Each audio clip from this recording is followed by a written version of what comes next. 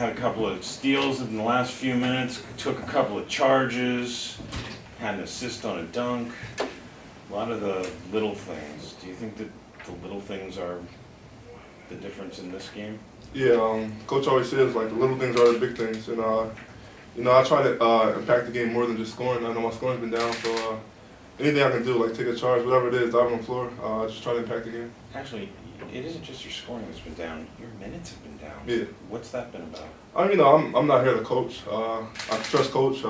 He's been here before. That's what he gets paid to do. So, whatever he thinks best for the team, it's what I think is best for the team. So, what did you guys think about the way that Sependa gave you guys a bit of a spark when he came into the game there? Oh, big time. We needed that. We pride ourselves on how deep our bench is, and we have guys that can come in off the bench and make plays like that. I think we can play with anybody. So that was great.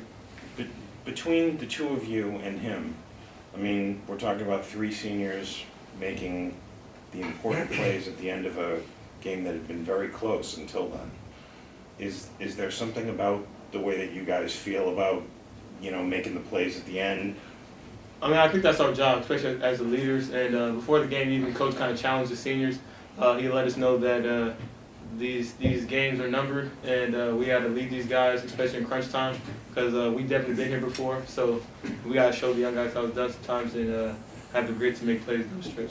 How did you feel about getting challenged by the coach?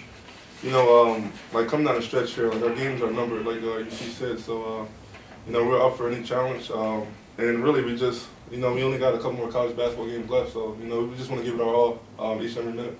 With that as sort of the backdrop, can you guys describe how you feel about how this season has gone? I mean, I know that you had greater expectations than for where your record is now. I would say like it's been a roller coaster, but that's with any team. Any team has their ups and downs. But at the end of the day, our goal is still in front of us. We still have a chance to do something special, make it to the NCAA tournament. So I think that'll define our season. What do you think you see? I agree. If you would have asked me before the season what our record would have been, I would have said 33-0. Even though that's unrealistic, that's how we feel. You know what I'm saying? So obviously that's a little unrealistic, but we're here. You know what I'm saying? So we still have a chance to accomplish our goal, and that's all that matters. If we do that, that's better than being undefeated in my life. When you see Tyrell making plays like the ones that he did, I mean, what does that do for a team when a guy he's not scoring, but he's doing all kinds of good things for you? Well, it definitely brings energy. So that's what he means by the little things are the big things. It might not show up on the stat sheet, but our bench has energy. Everybody's running a little harder, setting better screens just off the energy play that Ty made. So it impacts the game in ways that the stat sheet won't show. With the win today, you guys now tied New Hampshire for 4th place. What does it mean for you guys going forward with 2 games remaining? Each and every game is important, and we knew the stakes for the game before we played it. So that's why we came out with a little more urgency. But coming down the stretch, games are important. And not even that, we just want to be playing good before going into March. So you want to get a good rhythm and a good confidence before going into March. What key factors do you believe led to the victory today and bounce back compared to your last game against Binghamton? I think we had 2 great days of practice. So we were competing, we were battling, and we knew we carried that over to the game, and we would definitely get a win. Because we just got to compete, play hard for 40 minutes. We've had a lot of good halves this year. Michigan State, UConn, a lot of good halves, but we knew we had to compete for a full 40, and I think we did it today. First thing, I thought our crowd was phenomenal. Sunday afternoon crowd, and that's kind of what makes a job like this so special is the student section, the community, and they definitely got into it in the second half there when we made our run, and just a fun atmosphere to be in. And I was really proud of our seniors.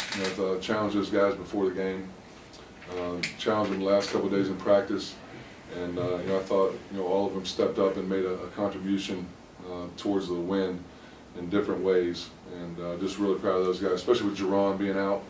In game 1 he had 16 points and 13 rebounds at New Hampshire, and I thought our young guys did a good job in the first half, getting some baskets, and our seniors kind of carried us there at the end. When you challenged them, what did you say? It's one of those deals where, as a senior, you kind of realize you got 120 minutes guaranteed left in your career, and You know, we talked the other day about, you know, not having any regrets and embracing the opportunity, and you know, it's tough sometimes in that situation to know it's coming to an end, but you know, just really challenged them the last couple of days to get our team to play hard and compete. You know, I thought we had 2 great days of preparation coming in, you know, especially after the game we had just played, and you know, just before the game said, hey, this game's on you 5, and you know, they came out and brought a lot of energy. I thought for Tyrell Sturdivant, you know, that might have been one of the best 4.3 rebound performances, you know, you'll see. I thought he played extremely hard, took 4 charges. You know, those are game changers, and you know, just made some big plays.